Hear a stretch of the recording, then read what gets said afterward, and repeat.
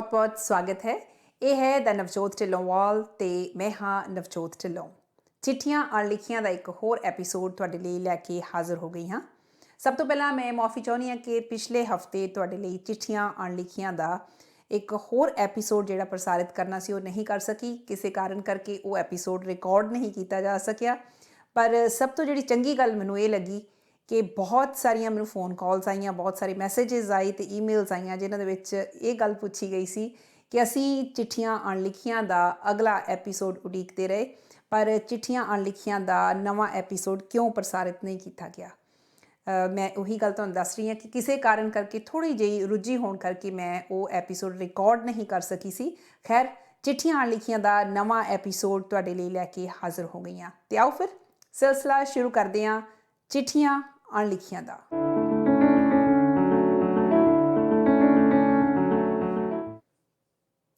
ਇਹ ਜਿਹੜੀ ਚਿੱਠੀ ਮੈਂ ਅੱਜ ਤੁਹਾਡੇ ਲਈ ਲੈ ਕੇ ਆਈ ਹਾਂ, ਕਾਫੀ ਲੰਬੀ ਚਿੱਠੀ ਹੈ।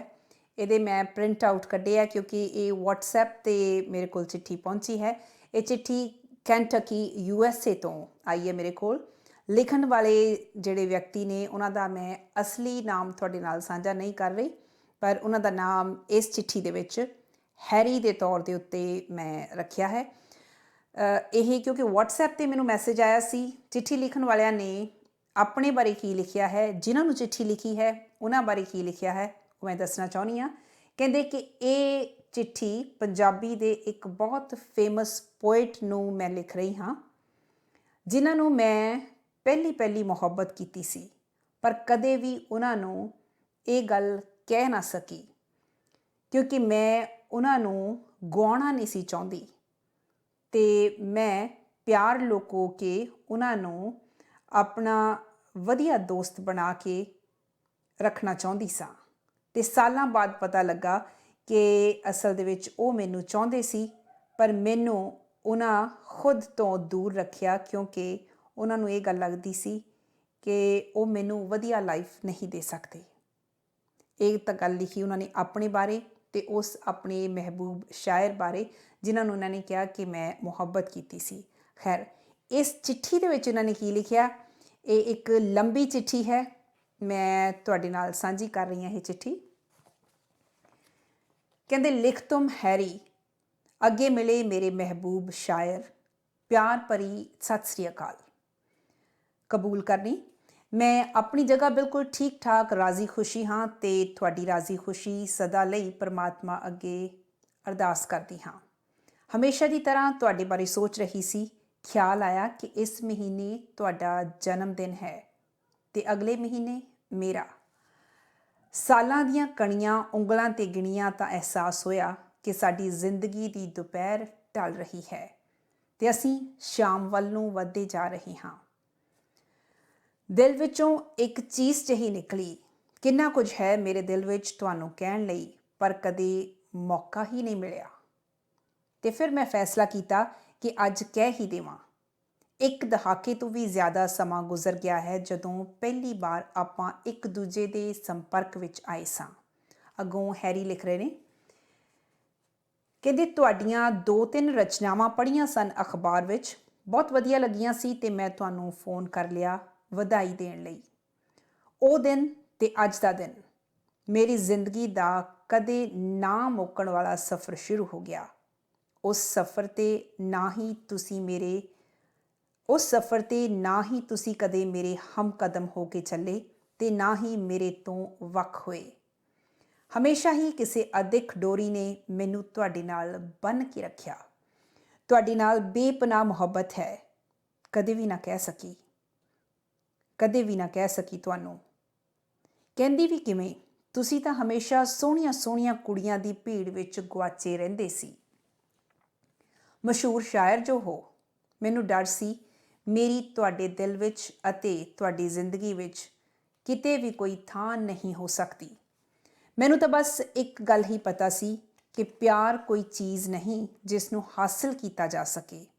ਮੁਹੱਬਤ ਤੇ ਨਿਭਾਉਣ ਲਈ ਹੀ ਹੁੰਦੀ ਹੈ। ਕੋਈ ਫਰਕ ਨਹੀਂ ਪੈਂਦਾ ਇੱਕ ਤਰਫਾ ਹੈ ਜਾਂ ਦੋ ਤਰਫਾ। ਮੁਹੱਬਤ ਕੋਈ ਕਬਜ਼ਾ ਨਹੀਂ ਹੈ, ਮੁਹੱਬਤ ਤੇ ਆਜ਼ਾਦੀ ਹੈ, ਬਿਨਾਂ ਕਿਸੇ ਦੀ ਇਜਾਜ਼ਤ ਤੋਂ ਉਸ ਨੂੰ ਚਾਹੁਣ ਦੀ, ਉਸ ਦੀ ਇਬਾਦਤ ਕਰਨ ਦੀ, ਤੇ ਬਿਨਾਂ ਕਿਸੇ ਸ਼ਰਤ ਉਸ ਨਾਲ ਨਿਭਾਉਣ ਦੀ।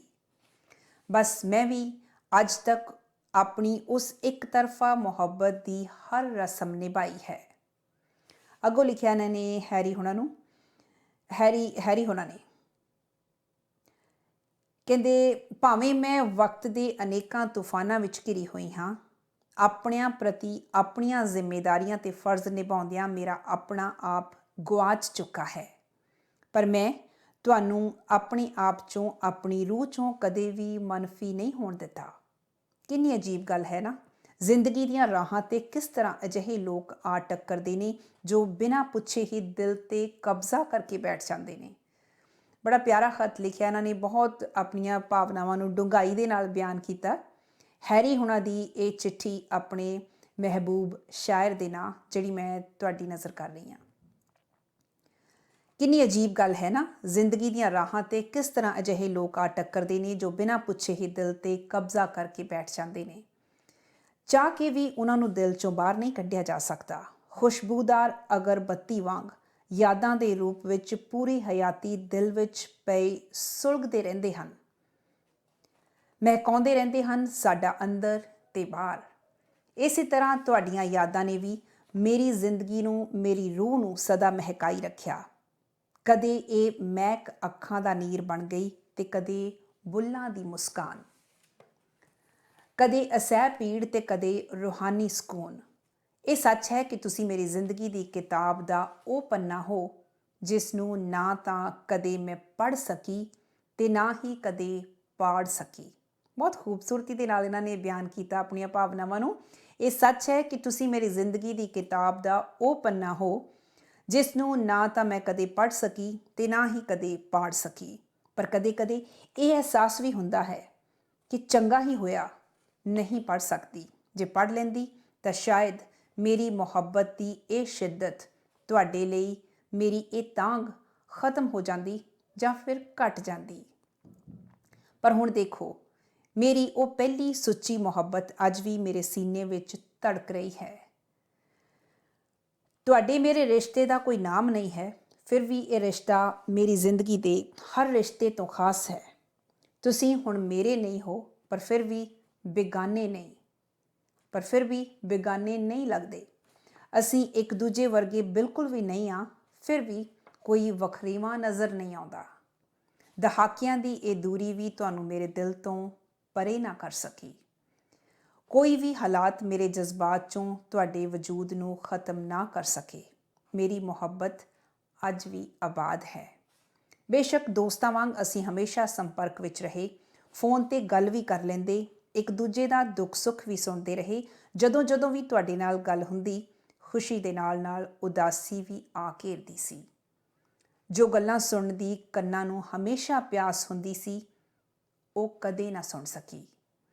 ਪਰ ਹੁਣ ਕੋਈ ਉਮੀਦ ਨਹੀਂ ਸੀ, ਇਸ ਲਈ ਤੁਹਾਡੇ ਨਾਲ ਗੱਲ ਕਰਨੀ ਵੀ ਘੱਟ ਕਰ ਦਿੱਤੀ ਸੀ। ਤੁਹਾਡੀਆਂ ਰਚਨਾਵਾਂ ਵੀ ਪੜ੍ਹਨੀਆਂ ਬੰਦ ਕਰ ਦਿੱਤੀਆਂ ਸਨ, ਕਿਉਂਕਿ ਜਦੋਂ ਵੀ ਤੁਹਾਡੀ ਕੋਈ ਰਚਨਾ ਪੜ੍ਹਦੀ ਸਾਂ ਤਾਂ ਇੰਜ ਲੱਗਦਾ ਸੀ ਕਿ ਤੁਸੀਂ ਤਾਂ ਮੇਰੇ ਹੀ ਦਰਦ, ਮੇਰੀ ਹੀ ਪੀੜ ਤੇ ਮੇਰੀ ਹੀ ਬੇਵਸੀ ਨੂੰ ਬਿਆਨ ਕਰ ਰਹੇ ਹੋ। ਫਿਰ ਨਾ ਦਿਨ ਸੌਖਾ ਗੁਜ਼ਰਦਾ ਸੀ ਤੇ ਨਾ ਹੀ ਰਾਤ। ਯਕੀਨ ਮੰਨੋ, ਇਹੀ ਮਹਿਸੂਸ ਹੁੰਦਾ ਹੈ ਹਰ ਪਲ ਕਿ ਤੁਹਾਡੀ ਹਰ ਉਦਾਸੀ ਜਿਵੇਂ ਮੇਰੀ ਹੀ ਰੂਹ ਤੋਂ ਹੋ ਕੇ ਗੁਜ਼ਰਦੀ ਹੋਵੇ। ਭਾਵੇਂ ਤੁਹਾਡੇ ਸ਼ਬਦਾਂ ਮੁਤਾਬਕ ਕਵਿਤਾ ਤਾਂ ਕਵਿਤਾ ਹੀ ਹੁੰਦੀ ਹੈ, ਇਸ ਵਿੱਚ ਨਿੱਜੀ ਕੁਝ ਵੀ ਨਹੀਂ ਹੁੰਦਾ, ਪਰ ਮੈਨੂੰ ਪਤਾ ਹੈ ਕਿ ਉਹ ਦਰਦ ਨਿੱਜੀ ਹੈ, ਮੇਰੇ ਲਈ ਵੀ ਤੇ ਤੁਹਾਡੇ ਲਈ ਵੀ। ਅੱਗੋਂ ਹੈਰੀ ਲਿਖ ਰਹੇ ਨੇ, ਕਹਿੰਦੇ ਇਸ ਗੱਲ ਦੀ ਪੁਸ਼ਟੀ ਉਦੋਂ ਹੋ ਗਈ ਜਦੋਂ ਕੁਝ ਕੁ ਦਿਨ ਪਹਿਲਾਂ ਮੇਰੇ ਨਾਲ ਸੁਨੇਹੇ ਸਾਂਝੇ ਕਰਦਿਆਂ ਤੁਸੀਂ ਬਿਨਾਂ ਸੋਚੇ ਸਮਝੇ ਆਪਣਾ ਇਹ ਸੱਚ ਬਿਆਨ ਕਰ ਦਿੱਤਾ ਕਿ ਮੈਂ ਤੈਨੂੰ ਪਹਿਲੇ ਦਿਨ ਤੋਂ ਮੁਹੱਬਤ ਕਰਦਾ ਹਾਂ ਤੇ ਹਮੇਸ਼ਾ ਕਰਦਾ ਰਹਾਂਗਾ। ਜੋ ਮੈਂ ਦਹਾਕਿਆਂ ਤੋਂ ਸੁਣਨਾ ਚਾਹੁੰਦੀ ਸੀ ਉਹ ਸੁਣ ਲਿਆ, ਪਰ ਜ਼ਿੰਦਗੀ ਦੇ ਉਸ ਮੋੜ 'ਤੇ ਆ ਕੇ ਜਿੱਥੋਂ ਮੇਰੇ ਲਈ ਵਾਪਸੀ ਦਾ ਕੋਈ ਵੀ ਰਾਹ ਨਹੀਂ ਸੀ, ਤੁਹਾਡੇ ਸਾਹਮਣੇ ਆਪਣੇ ਆਪ ਨੂੰ ਮਜ਼ਬੂਤ ਸਾਬਿਤ ਕਰਨ ਦੀ ਕੋਸ਼ਿਸ਼ ਕੀਤੀ। ਪਰ ਸੱਚ ਇਹ ਹੈ ਕਿ ਇੱਕ ਵਾਰ ਮੇਰਾ ਪੂਰਾ ਵਜੂਦ ਹਿੱਲ ਗਿਆ।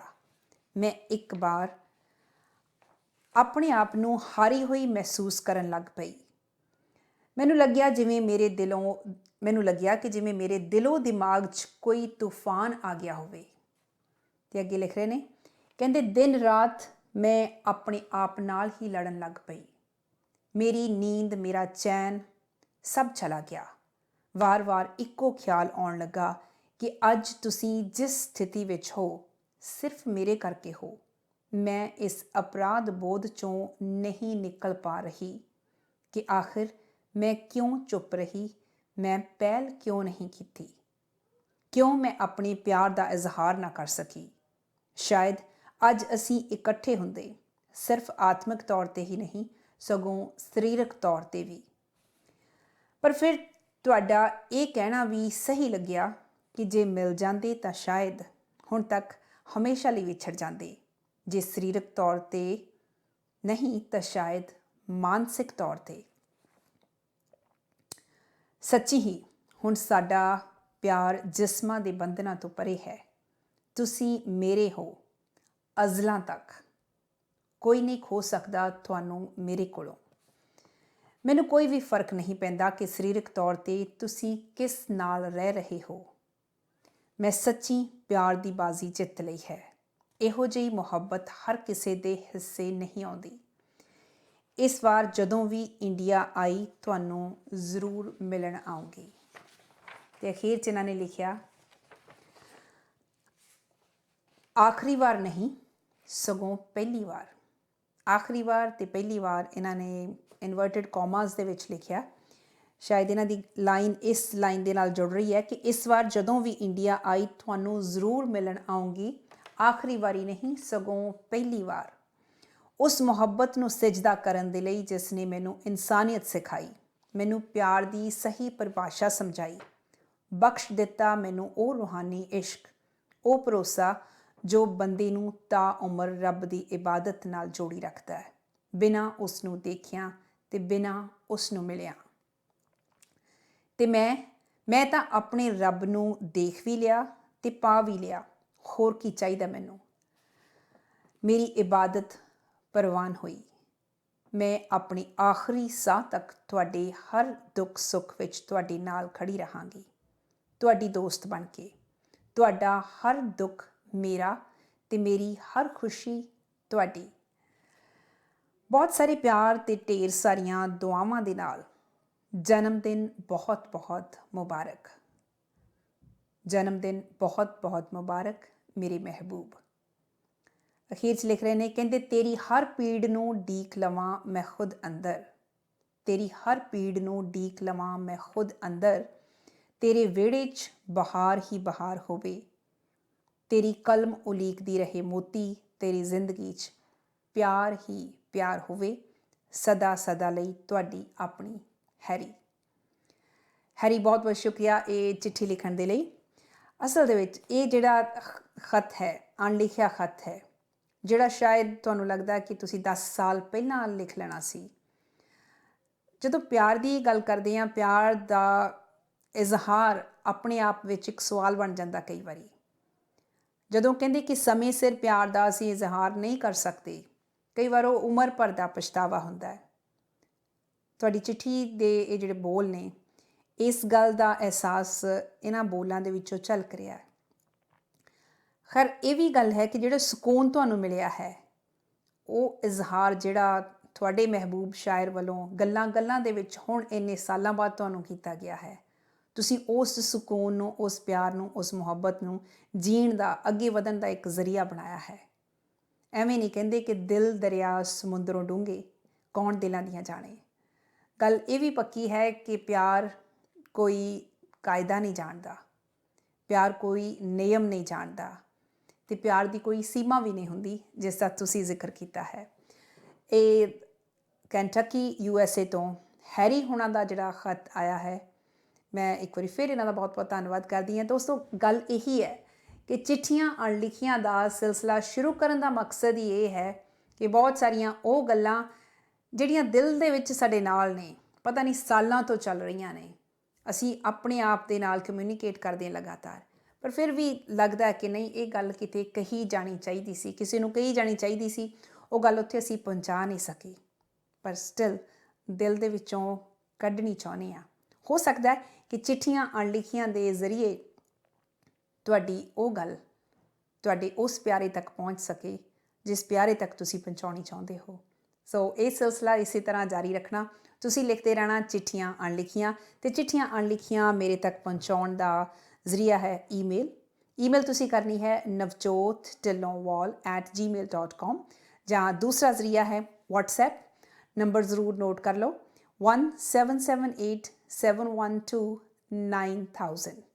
ਤੁਹਾਡੀ ਹੁੰਗਾਰੀ ਦੀ ਉਡੀਕ ਹੈ। ਹਮੇਸ਼ਾ ਵਾਂਗ ਅਗਲੇ ਹਫਤੇ ਇੱਕ ਵਾਰੀ ਫਿਰ ਬੁੱਧਵਾਰ ਦੇ ਹੀ ਦਿਨ ਤੁਹਾਡੇ ਲਈ ਚਿੱਠੀਆਂ ਅਣਲਿਖੀਆਂ ਦਾ ਨਵਾਂ ਐਪੀਸੋਡ ਲੈ ਕੇ ਹਾਜ਼ਰ ਹੋਵਾਂਗੀ।